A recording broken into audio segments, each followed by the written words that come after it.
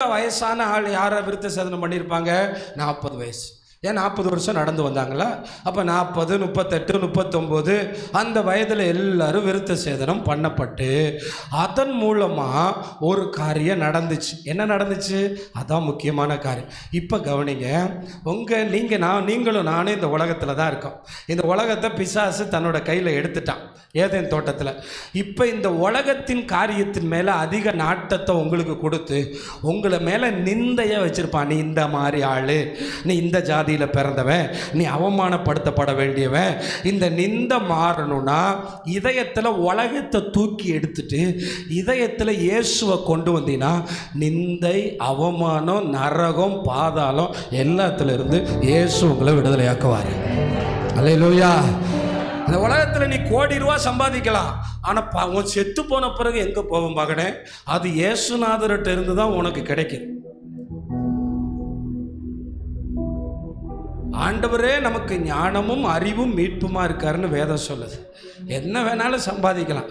உலகத்திலே பெரிய பாக்கியம் அவரோட பிள்ளைங்கிற பாக்கியம். அதுக்கு ஒன்றுமே கிடையாது. நீ மதம் மாறு, மனம் மாறு, பேர் மாற்று, எதுவும் தேவையில்லை.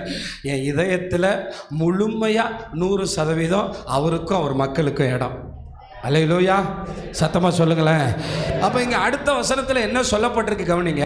கர்த்தர் யோசுவாவை நோக்கி இன்று எகிப்தின் நிந்தையை உங்கள் மேல் இராதபடிக்கு புரட்டி போட்டேன் என்றார். கவனிங்க, இதயத்துல தான் இந்த குலத்தை சேர்ந்தவன், இந்த இனத்தை சேர்ந்தவன், நான் இப்படிப்பட்டவன் என்கிறது, நான் இவ்வளவு பெரிய பணக்காரன், எனக்கு இவ்வளவு பணம் இருக்கிறது, நான் இதை சேர்ந்தவன் அதை சேர்ந்தவன், எதுவும் ஒன்று பரலோகத்தில் கொண்டு போகாது. இருதயத்தில் இயேசுவை மனதார ஏற்றுக்கொள்ளுகிற அந்த உணர்வு என்னை பரலோகத்தில் கொண்டு போய் சேர்க்கும். அது மட்டும் இல்லைங்க, நான் இயேசுவை மனதார ஏற்றுக்கொள்ளும் போது இந்த உலகத்தின் அடையாளங்கள் என்னிலிருந்து பிடுங்கப்பட்டு என்னை ஆசீர்வதிக்கப்பட்டவனாய் அவர் மாற்றுகிறார். கையை தட்டுங்களேன். அல்லேலூயா, அல்லேலூயா. ஆமாம், நான் மேதலோடைக்கு போய் இந்த நம்ம சபை கட்டுற நேரத்தில் நான் போனேன். எனக்கு சின்ன வயசில் இருந்தனால அந்த ஊரை பற்றி அவ்வளோ தெரியல. அப்போ நான் போனப்போ தான் தெரியுது, அங்கே பாதி பேர் சட்டையே என்ன பண்ண மாட்டேங்கிறான். வயசானவன்லாம் ஒரு பச்சை கலர் பெல்ட் ஒன்று கட்டிக்கிட்டு சுருட்டை காதில் வச்சுருக்கான். அப்போ தெரிஞ்சேன் நம்ம நிந்தையை கர்த்தர் மாற்றிருக்கார். அவன் இன்னும் தேவனற்றவனாக இருக்கான். பாதி பேருக்கு ஆமாம் உலகமும் தெரியல, தேவனும் தெரியல. ஆனால் அங்கிருந்து என்னை கர்த்தர் தெரிந்து கொண்டு மகிமை உள்ளவர்களாய் மாற்றினார். அல்லேலூயா. ஆனால் அந்த நிந்தை, அந்த காரியங்களிலிருந்து எல்லாத்தையும் தூக்கி போட்டு இயேசு என் ரட்சகர், இயேசு என் தெய்வம், இயேசு எனக்கானவர் என்று சொன்னபோது என் நிந்தையை மாற்றுற வேலையை அவர் செஞ்சிட்டார். சத்தமா ராமன் சொல்லுங்களேன். ஆமா, எனக்கான வேலையை அவர் பார்த்துக்கிட்டார், எனக்கான ஆசீர்வாதத்தை அவர் பார்த்துக்கிட்டார். ஆமா, அதைத்தான் இங்கே சொல்லப்பட்டிருக்காங்க பாருங்க. புரட்டிட்டார், நிந்தைய புரட்டிட்டார், தலைகீழா மாத்திட்டார். இவங்களா இந்த குடும்பமா, இவங்களா இவ்வளவு ஆசீர்வாதமா இருக்கான், இவங்களா இவ்வளவு நன்மையா இருக்கான், இவங்களுடைய குடும்பத்துக்கா இவ்வளவு நன்மை, இவர்களையா இவ்வளவு கர்த்தர் மாத்திருக்காரு. எல்லாரும் சத்தமா சொல்லுங்க, நிந்தைய புரட்டி போட்டுட்டாரு. கிமுன்னு மாத்திடுவார். கிறிஸ்துவுக்கு முன்னாடி நிந்த, கிறிஸ்துவுக்கு பின்னாடி புகழ்ச்சி, கீர்த்தியும் புகழ்ச்சியுமா மாற்றுவார். அடையாளமே தெரியாம ஆசீர்வதிப்பார்.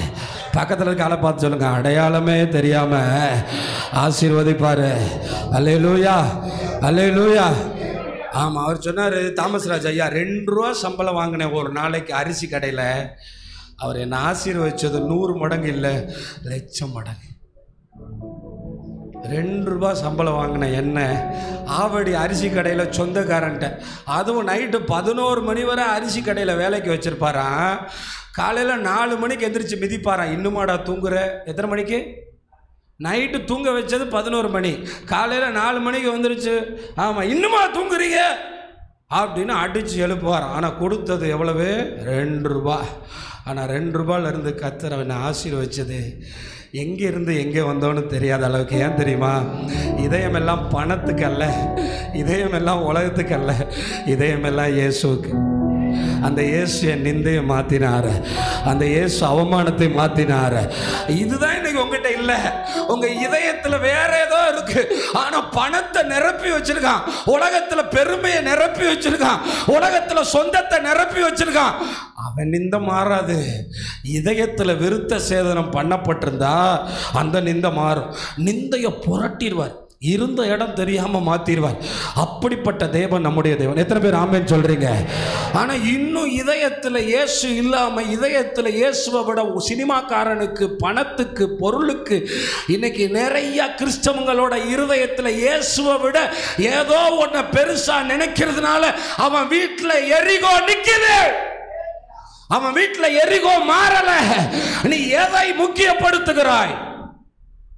சபையில் வந்தனால தான் உயிரே கிடைச்சி வாழ்ந்தவங்களும் இன்னைக்கு ஜாதி பெருமையில் வாழ்கிறாங்க. என்னை அது வேதனைப்படுத்துகிறது. எப்படிப்பட்டவர்கள் இன்றைக்கு மனிதத்தில். அது நம்மளை பரலோகத்துக்கே கொண்டு போகாது, கண்டிப்பாக கொண்டு போகாது.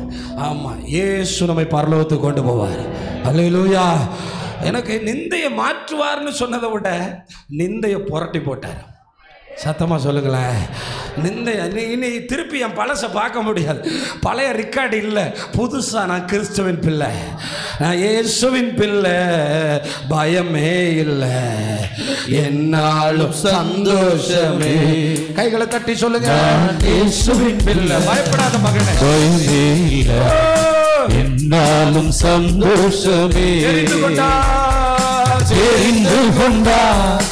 தெரிந்து மகனாக மகனாக தெரிந்து கொண்டார். தெரிந்து கொண்டார், தெரிந்து கொண்டார், மகனாக மகனாக தெரிந்து கொண்டார். நான் இயேசுவின் பிள்ளை, பயமே இல்லை, என்னாலும் சந்தோஷமே. நான் இயேசுவின் பிள்ளை, பயமே இல்லை, என்னாலும் சந்தோஷமே. பிரியமான சபை, வேலை கொஞ்சம் அதிகமாக செஞ்சால் நிந்த மாறிடுமா? புது பிஸ்னஸ் ஆரம்பித்தா நிந்த மாறிடுமா? அதெல்லாம் ரெண்டாவது வச்சுக்கிறங்க. இதயத்தில் இயேசுவை முதல்ல கொண்டு வரணும். பிஸ்னஸில் சக்ஸஸ் ஆன கிறிஸ்தவங்கிட்ட கேட்டு பாருங்க, காலையில் எழும்பி கர்த்தரை நோக்குவான். ஏன் தெரியுமா? நிறைய பேருக்கு சம்பாதிக்க தெரியும், அந்த பணத்தை கொண்டு போய் எங்கே போடணும்னு தெரியாது. சம்பாதிப்பான், கொண்டு போய் பட்டா இல்லாத இடத்துல வீட்டை கட்டிடுவான். இன்னைக்கு நிறைய பேர் பார்த்துருக்கீங்களா? சம்பாதிக்கிறது எவ்வளோ கஷ்டமோ அதை விட அதை சரியான இடத்துல கொண்டு போய் சேர்க்கறது. அவரே ஞானமாக இருக்கார், அவரே மீட்பாக இருக்கார், அவர் எங்கள் தலையெழுத்தை புரட்டி போடுகிறார், அவர் எங்கள் வாழ்க்கைக்கு அர்த்தமுள்ளதாய் மாற்றுகிறார். பிஸ்னஸை ரெண்டாவது வைப்பா, அதுவும் நிந்தைய புரட்டாது. ஏன்னா நீ பிஸ்னஸ் வச்சவன, இன்னால் தான் பிஸ்னஸ் ஆரம்பிச்சிருக்கானாமே, இவனா அப்படின்னு பார்க்குறான். ஆனால் இயேசுவை முதல்ல கொண்டு போ, வசனத்தை முதல்ல கொண்டு போ, தலையெழுத்தை மாற்றுவார். விருத்த சேதனை என்னென்ன 2 வசனம் வாசிக்கிறேன், அதனுடைய ஆசீர்வாதத்தை பாருங்கள். ரோமர் 2:28-29 பாருங்கள். சூப்பரான வார்த்தைகள் 2 இருக்கு. ரோமர் 2:28-29 வசனங்களை. ஆதலால் புறம்பாக யூதனானவன் யூதன் அல்ல, புறம்பான கிறிஸ்தவன் கிறிஸ்தவன் அல்ல. வெளியே டாலர் போட்டிருக்கேன், கையில் டாலர் போட்டிருக்கேன். I am Christian. No, you are not a Christian. வேதம் அப்படிதான் சொல்லுது. புறம்பான கிறிஸ்தவன் கிறிஸ்தவன் அல்ல. புறம்பாக மாம்சத்தில் செய்யப்படும் விருத்த சேதனம் அல்ல. புறம்பாக மாம்சத்தில் செய்யப்படுகிற அந்த விருத்த சேதனம் இருக்கிறதே, அது அல்ல விருத்த சேதனம். எதையா? உள்ளத்தில் யூதனானவனே யூதன். அதனால உள்ளத்தில் நான் இயேசுவை ஏத்துக்கிறேன். அல்லேலூயா. எனக்கு நிறைய நகை கலட்டினவங்க உள்ளத்தை எடுத்து நம்ம ஸ்கேன் பண்ணோம்னா அங்கே இயேசுக்கு பதிலாக நகை இருக்கு, கலட்டின மாதிரி இருக்கு. ஆனால் இதயத்தில் இருந்து என்ன செய்யலை? பாவனாக கலட்டினவங்களாம் ஒன்றும் வருத்தப்படாதீங்க. நிறைய பணத்தை வெறுத்துட்டேன்னு சொல்கிறவங்களோட இதயத்தை கலட்டி பார்த்தா பேச்சு இயேசுவை பற்றி கொஞ்சம், பணத்தை பற்றி அதிகம். ஆனால் இங்கே என்ன போட்டிருக்கு? உள்ளத்தில் யூதனானவனே யூதன். அப்போ இன்றைக்கி போய் உங்கள் ஹார்ட்டை ஸ்கேன் பண்ணி பாருங்கள், இயேசுவுக்கு எவ்வளோ இடம் இருக்குன்னு. இயேசுவுக்கு அதிகமான இடம் இருந்தால் நிந்தை புரட்டி போடப்படும். அல்லேலூயா. நிந்தை புரட்டி போடப்படும். ஆமென். அல்லேலூயா. எனக்கெல்லாம் என்ன ஆசை தெரியுமா? இவங்க எப்படி இப்படி ஆசீர்வதிக்கப்பட்டாங்கன்னு தேடி கண்டுபிடிச்சி எனக்குள்ள இருக்க இயேசுவை பார்க்கணும். அல்லேலூயா. இவன் எப்படா இவ்வளவு உயர்ந்தான், எப்படி இவனுக்கு இவ்வளவு நன்மை கிடைக்குதுன்னு உலகம் நம்மளை பார்த்து உள்ள இருந்து இயேசுவை தேடுறான். நம்ம நிந்தை அவர் புரட்டி போடுகிறாரு, நம்முடைய அவமானத்தை அவர் சிலுவையிலே தள்ளி விட்டாரு. என்ன சொல்லப்பட்டிருக்கு? ஆவியின்படி. வாசிக்க தம்பி. எழுத்தின்படி உண்டாகாமல். எழுத்தின்படி இல்ல. ஆமா, சர்டிபிகேட்ல மாத்திட்டேன். ரைட்டு, சர்டிபிகேட்ல மாத்திட்டேன். அங்க எழுத்தின்படி மட்டுமல்ல, ஆவியின்படி இருதயத்தில் உண்டாகும். ஆவியின்படி இருதயத்தில் உண்டாகும். விருத்த சேதனமே, விருத்த சேதனமே, விருத்த சேதனம். ஆமா, இன்னைக்கு கிறிஸ்தவன் ஆன பிறகு எரிகோவுக்கு முன்னாடி நின்று எகிப்துல போய் பொண்ணு தேடுறான். எப்படி? எரிகோவுக்கு முன்னாடி நின்றுட்டு எகிப்துல போய் மாப்பிள்ளை தேடுறான். தேட்டிட்டு ஆண்டவர் எங்க நிந்தைய புரட்டுவார். எங்கப்பா புரட்டுவாரு? எந்த பக்கமா புரட்டுவாரு? நீ எங்க போய் தேடிட்டு இருக்க? கானானுக்குள்ளே உனக்கு சகல நன்மை இருக்கு. நம்புறவங்க மட்டும் கை தட்டுங்க. அல்லேலூயா. கானானுக்குள்ள தேடு, முன்னே தேடு, கானானுக்குள்ளே பார், கானானுக்குள்ள இருக்கிற ஆசீர்வாதத்தை பார். அதுதான் நிந்தையை புரட்டி போடும், அதுதான் அவமானத்தை மாற்றும், அதுதான் என் வியாதியை மாற்றும். எனக்கு நேரம் இல்லை, கீழ்ப்பகுதி வாக்குத்தத்தம் இருக்கு. இப்படிப்பட்டவனுக்குரிய புகழ்ச்சி மனுஷனால. எங்கள் அப்பா எனக்கு நிந்தையை மாற்ற முடியாது, அவர் கொஞ்சம் நிந்தையை கொடுத்துட்டு தான் போனார் சாகும்போது, அப்படின்னு தான் இன்னைக்கு நிறைய பேர் சொல்கிறாங்க. நிறைய பேர் சொல்லுவாங்க, அவர் சாகும்போது நிறைய கடன் வச்சுட்டு போயிட்டார் பிரதர், குடும்பம் எனக்கு நிந்தையை மாற்ற முடியாது. ஆனால் இப்படிப்பட்டவனுடைய புகழ்ச்சி தேவனாலே உண்டாயிருக்கு. அல்லேலூயா. சத்தமாக சொல்லுங்களேன், அல்லேலூயா. இப்படிப்பட்டவனுடைய புகழ்ச்சி யாரால இருக்கா? தேவனால. அப்போ இதயத்தில் விருத்த சேதனம் பண்ணப்பட்டா அவனுடைய புகழ்ச்சி யாரால வரும்? அவன் நிந்தையை மாத்துறது அவர் வேலை. ஒரு ஆமேன்னு சொல்லுங்களேன், அல்லேலூயா. அதான் அந்த ஆனந்தன் பாஸ்டர் ராமேஸ்வர் வர போனாராம். 3 பேர் சேர்ந்து போனாங்களாம் எக்ஸாம் எழுத, டிஎன்பிஎஸ்சி எக்ஸாம் எழுத. 2 பேரும் நல்லா படிச்சுட்டு போயிருக்காங்க, எப்படியாவது எக்ஸாமில் பாஸ் ஆகும். அந்த மனுஷன், ஏன்ப்பா ஞாயிற்றுக்கிழமை எக்ஸாமுக்கு கூப்பிடுறீங்க, எதுக்குப்பா ஞாயிற்றுக்கிழமை என்ன கூப்பிடுறீங்கன்னு வேண்டா வெறுப்பா போய் எக்ஸாம் எழுதியிருக்கார். ஆமாம், நீ எதிர்காலத்தில் என்ன ஆக போகிறாய்? ஆண்டவருடைய ஊழியக்காரனாய் ஆக போகிறேன், கண்டிப்பாக நான் ஆண்டவருக்கு ஊழியம் செய்ய போகிறேன். திருத்தின எவனோ கிறிஸ்தவனாக இருந்திருப்பான் போல, வேலையை போட்டு அனுப்பிட்டான். பாருங்க, ஏன்னா என் நிந்தையை மாத்துறது அவரோட கடமை, அவர் செய்யறாரு. கைகளை தட்டுங்களேன், அல்லேலூயா. அப்ப இன்னைக்கு இருக்கிற வாலிபர்களுக்கு சினிமால இருந்து ஒரு விடுதலை இல்லை, அதுதான் உனக்கு ரசிக்குது. உன் நிந்தையை மாத்துறத பத்தி நான் பேசுறேன், உன் அவமானத்தை எரியறத பத்தி பேசுறேன், உன் அவமானத்தை நீக்கிறத பத்தி பேசுறேன். இயேசுவுக்கு உன் இதயத்தை கொடுக்க வேண்டும் என்று பேசுகிறேன்.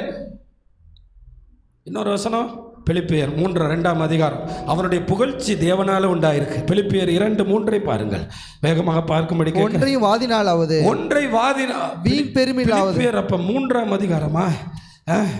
விருத்த. பிலிப்பியர் 3:2 பாருங்க.